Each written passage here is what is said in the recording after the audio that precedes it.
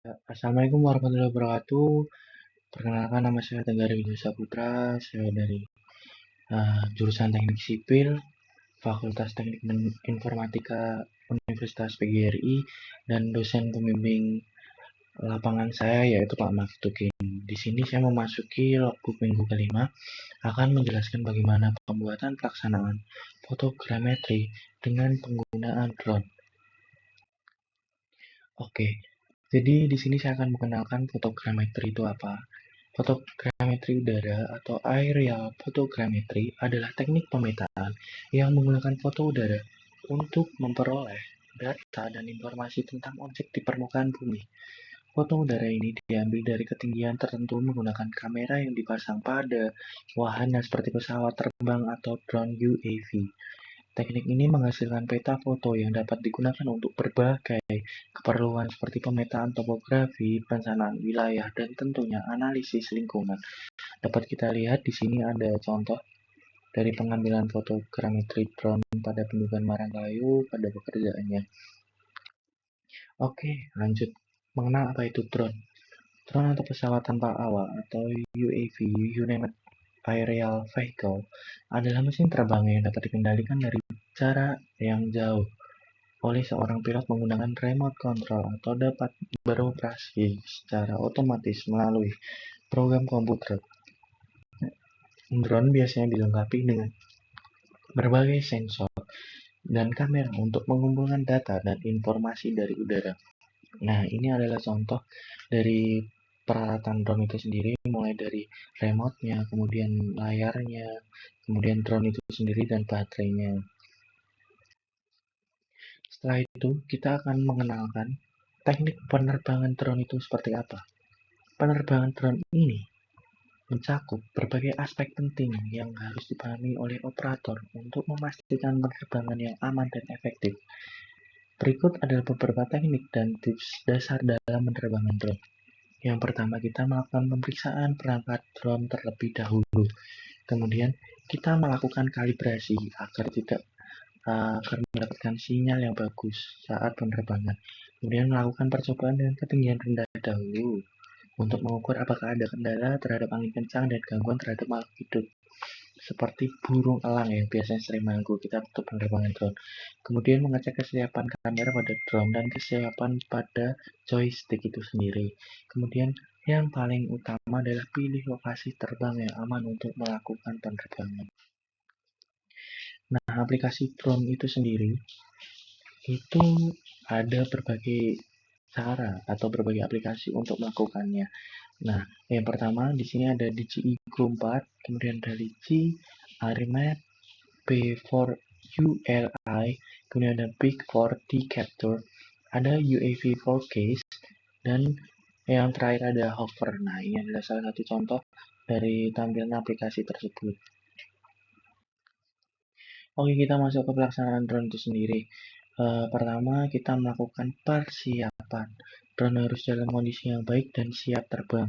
Cuaca pun harus mendukung untuk terbang. Nah, kalau misalkan cuaca sudah mendung atau kiranya akan hujan, maka sebaiknya penerbangan drone itu ditunda terlebih dahulu.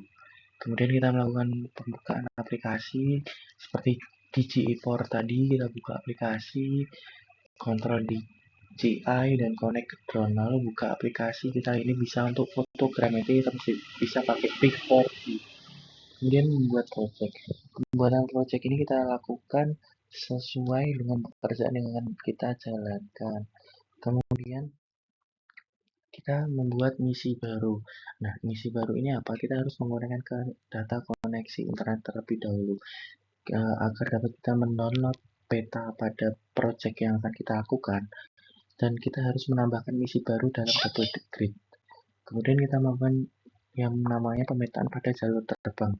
Jalur terbang ini sesuai dengan project yang kita inginkan dan kita lakukan untuk melakukan fotogrametri tersebut. Kemudian kita melakukan persiapan take off. Nah, persiapan take off ini adalah cek kembali dan melakukan pengaturan drone karena drone akan segera mulai diterbangkan. Nah, setelah itu kita akan memulai take off. Nah, take off ini apa? checklist semua kelengkapan take off untuk keamanan drone. Mulai dari kesiapan baterai, apakah baterai tersebut lowbat atau tidak, kemudian dari persiapan joystick dan melakukan kalibrasi harus dilakukan terlebih dahulu.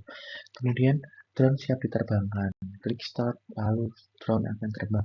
Kita memulai dari ketinggian rendah dahulu, karena jika kita langsung melakukan penerbangan pada ketinggian yang sangat tinggi, maka drone tersebut jika tidak memiliki lisensi penerbangan pilot dapat digagalkan sinyalnya oleh pelaksana atau Kementerian Perhubungan Udara terdekat. Kemudian kita melakukan pengambilan data, drone akan mengambil data atau foto udara sesuai dengan jalur terbang yang telah kita setting terlebih dahulu. Nah, kemudian setelah melakukan tugasnya seperti itu, drone kemudian dapat kita lakukan landing. Nah, jika drone sudah dilakukan landing, kita lakukan pengambilan data. Oke, drone akan kembali landing. Return to home bisa kita lakukan secara manual maupun otomatis. Kemudian kita lakukan yaitu kita mencopot dulu batu baterainya agar kita dapat melakukan cas ulang dan kita simpan drone fotogrametri sebaiknya dan dapat diistirahatkan. Kemudian hasil data ini dari fotogrametri ini dipindahkan ke komputer untuk selanjutnya diolah. Nah, ini adalah dokumentasi pekerjaan puncak bendungan. Ini yang diambil pada waktu siang dan waktu malam hari ketika pekerjaan itu selesai akan tampak lebih indah seperti itu. Kita dapat mengatur brightness-nya di sini agar dapat kelihatan semuanya. Nah, ini adalah dokumentasi juga pekerjaan lapangan pasca peresmian yang kita ambil dari sisi samping dan sisi atas menggunakan drone yang kita punya seperti itu. Nah, ini juga pekerjaan lapangan anjungan untuk mengecek kesiapan yang akan dilakukan ketika penyambutan tamu atau pekerjaan yang kurang-kurang dapat kita lampirkan dan dapat kita lakukan pekerjaan penerbangan foto drone udara ini. Nah, ini adalah pekerjaan lapangan terrestrial dan terakota yang dilakukan pada dekatnya dari Plaza Anjungan. Kita dapat lihat dari tampak depan, tampak samping. Oke, selanjutnya ini adalah dokumentasi drone juga dari pekerjaan lapangan UPB. UPB adalah unit pengelolaan bendungan. Nah, ini kenapa kita ambil foto ini karena foto ini sangat berharga untuk kita lampirkan pada kegiatan penagihan pada sesi berikutnya seperti itu. Nah, ini adalah dokumentasi rangka atap membran lapangan tenis. Nah, kita dapat menganalisa di sini pemasangan rangka atap membran ini belum dilakukan, maka dapat kita lakukan checklist di bawah dan kita dapat mengambilnya pada ketinggian tertentu untuk melakukan checklist kegiatan dokumentasi drone tersebut. Kemudian ini adalah pekerjaan lapangan gardu pandang. Kita bisa lihat kemajuan, kita bisa dapat mengukur progresnya seperti apa dan kekurangannya seperti apa. Nanti dapat kita lakukan pengambilan data dan pengolahan penagihan berikutnya. Nah, ini adalah dokumentasi pekerjaan showcase dan marketplace. Nah, ini sudah saya mapping di sini. Ini adalah GA1, GA2, GA3, dan GA4. GA adalah apa? GA adalah greenhouse, adalah tempat di mana kita menanam atau menyimpan sayur-sayuran atau buah-buahan nanti yang kita lakukan untuk siap panen. Nah, kita ambil pada foto udara kekurangan apa dan kelebihan apa pekerjaan yang dapat kita lakukan opnam. Setelah itu ini adalah dokumentasi pekerjaan lapangan, kondisi area genangan. Nah, ini adalah foto dari tampak hulu dan hilir area bendungan.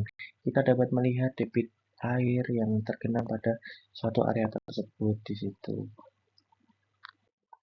Nah, ini adalah dokumentasi pekerjaan lapangan rumah jabatan. Di sini RJ itu adalah rumah jabatan 1, 2, dan 3. Ini adalah nanti tempat tinggal para tamu ataupun dari Dewan UPB atau dari Sekretariat UPB yang mau datang ke bendungan di sini. Kemudian ini adalah foto uraian pekerjaan dan lokasi yang kita bisa lihat, dan setelah melakukan foto itu kita bisa dapat melakukan pemrograman maupun melakukan pengecekan tenaga ahli maupun rencana tambahan dari pekerja yang ada pada area tersebut. Mulai dari pekerjaan pemasangan Amerika kawasan, pekerjaan landscape kawasan, dan pekerjaan field deck, dan rumah instrumen. Oke, cukup sekian dari saya penjelasan dari logbook minggu kelima tentang pendidikan. Terima kasih sebelumnya. Wassalamualaikum warahmatullahi wabarakatuh. Saya dari DPR Pemimpin Pak Maftukin mengucapkan terima kasih. Salam sejahtera bagi kita semua.